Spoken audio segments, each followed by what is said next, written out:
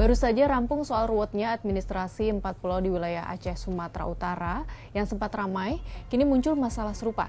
Terbaru pemerintah Provinsi Jawa Timur belum dapat menengahi sengketa kepemilikan 13 pulau antara Kabupaten Trenggalek dan Tulung Agung. Bahkan Pemprov Jatim kini seolah menggulirkan bola panas ke pemerintah pusat.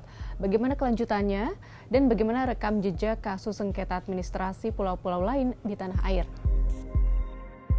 Jejak panjang sengketa pernah dialami Pulau Berhala. Sejak 1984, pulau ini jadi rebutan di antara Provinsi Riau, yang waktu itu belum menjadi Provinsi Kepulauan Riau atau Kepri, dengan Provinsi Jambi. Masing-masing provinsi merujuk pada peninggalan sejarah. Provinsi Jambi merujuk pada peninggalan Kerajaan Melayu Jambi, sedangkan Provinsi Riau merujuk pada prasasti peninggalan Belanda 1957. Sengketa terus berlangsung hingga Menteri Dalam Negeri era Gamawan Fauzi mengeluarkan kebijakan kontroversial.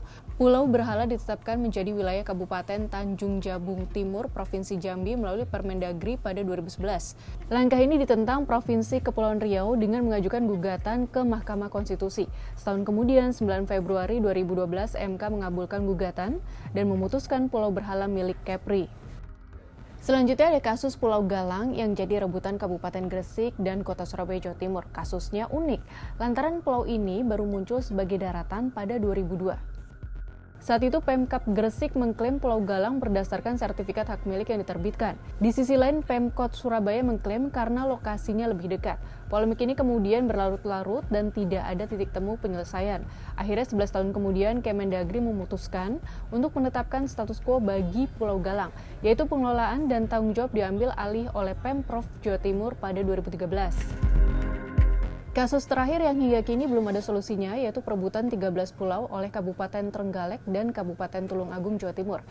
Masalah ini mulai mencuat sejak terbitnya Perda Kabupaten Tulung Agung nomor 4 tahun 2023 yang mencakup 13 pulau milik Trenggalek.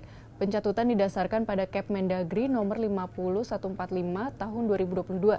Di sisi lain, Pemkab Trenggalek bersikukuh bahwa 13 pulau miliknya dengan bukti peta rencana tata ruang wilayah masuk wilayah Bumi Menak Supal, sebutan lain Trenggalek. Dari rentetan kasus sengketa pulau ini ternyata ada yang selesai karena sejarah dan pengajuan gugatan ke MK, diambil alih pemerintah yang lebih tinggi otoritasnya, dan bahkan ada yang belum selesai.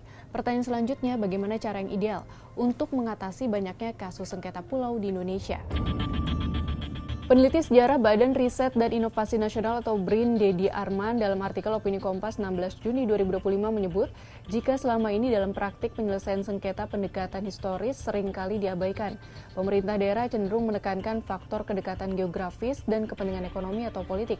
Padahal pendekatan semacam ini rentan melahirkan ketegangan sosial, konflik administratif, bahkan krisis kepercayaan publik terhadap negara.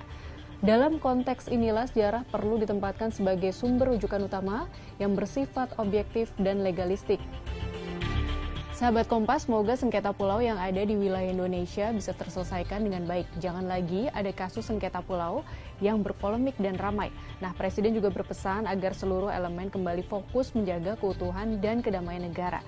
Tak lupa penjelasan kepada publik jika ada polemik juga harus dilakukan secara terbuka dan transparan agar masyarakat tidak berspekulasi liar.